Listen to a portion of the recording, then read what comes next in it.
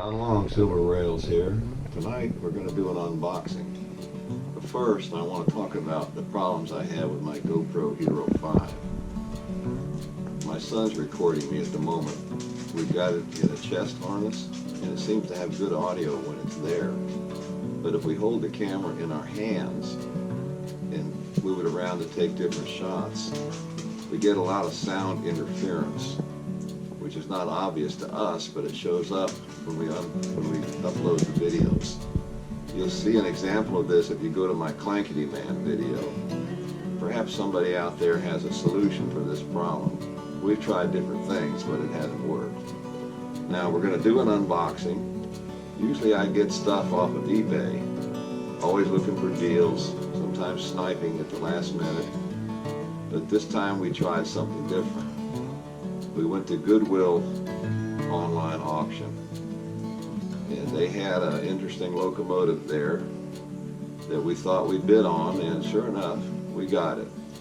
So I know we can't go to train shows now, but now we really have at least two different train shows. We have eBay, we have Goodwill, and there's others out there too that y'all could try doing to find trains.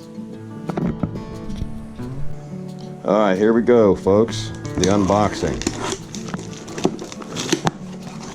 Remember, this came from a Goodwill online auction.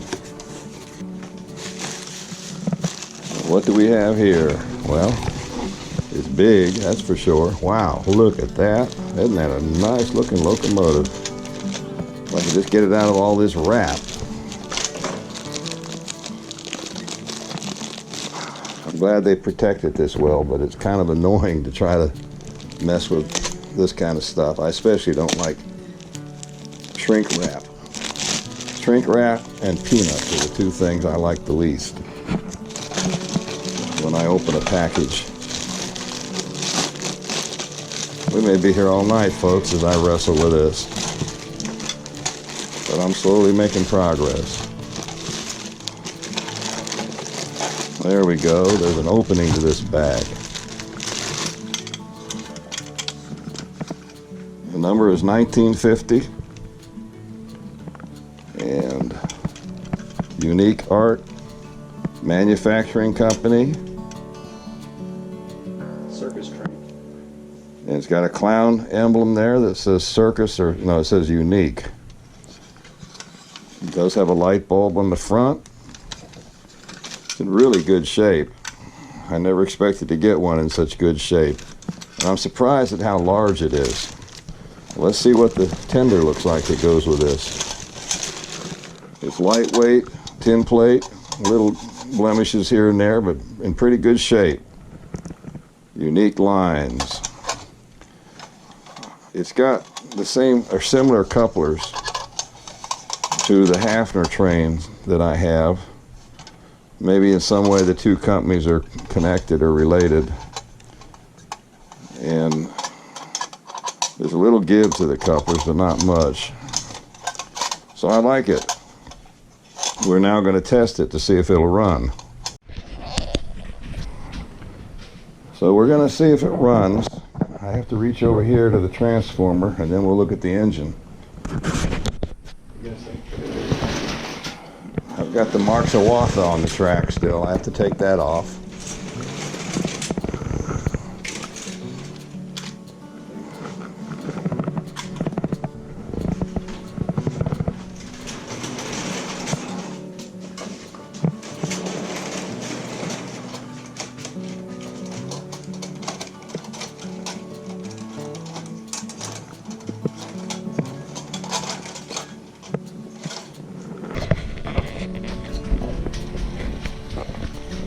Well, it's humming.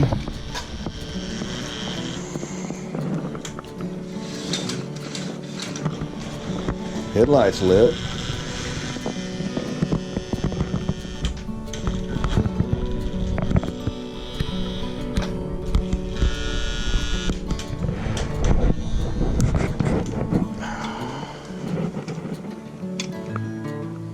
I don't know if these things have a reverse unit in them or just what.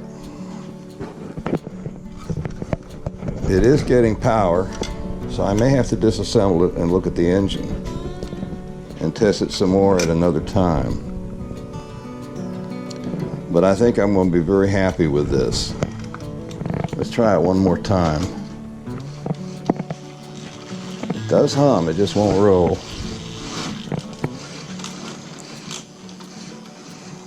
What's amazing is how large it is.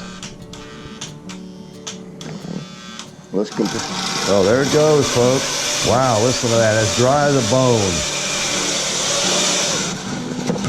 It definitely needs lubricating before we run it anymore, but at least it runs. And it's huge. Let's see if I can reach across this layout and even reach it. It suddenly took off, so I think it's just dirty contacts and things.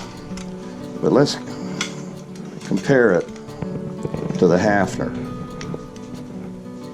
What a difference in size. This is more like full O scale, and this is more like 3/16. We're gonna have fun with this. You rode one before?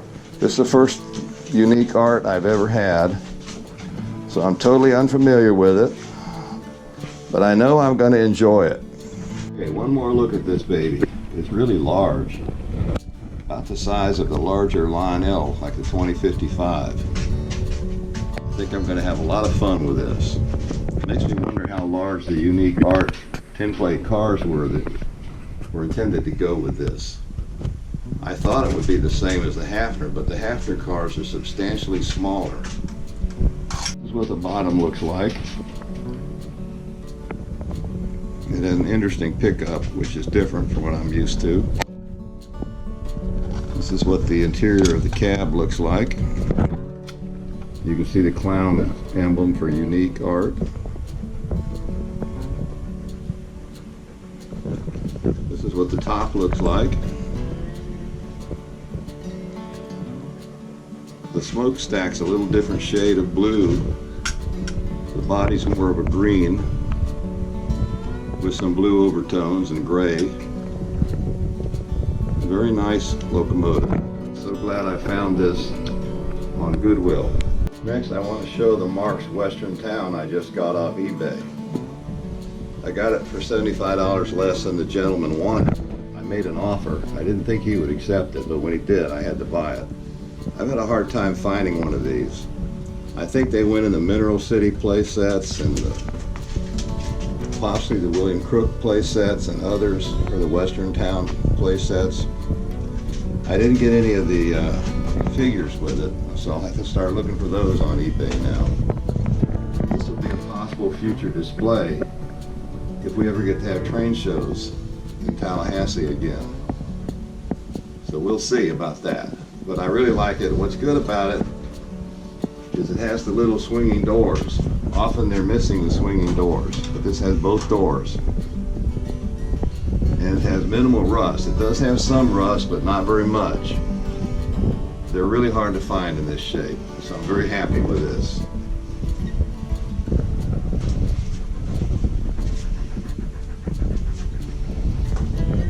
Now let's compare the size of the unique art with the Lionel 665. A little shorter, but just about the same size in terms of chunkiness. Now one tip I have for all of you, try to handle your locomotives from the bottom. Try not to grip the painted surfaces too much, which I've been doing in this video of course, but not good for the paint. It's better to reach them from the bottom, especially if it's a diesel engine. In closing, let's have a look at Uncle Scrooge. Here goes Uncle Scrooge with his money bag leaving the money bin. Unfortunately, his nemesis is up here casing the joint.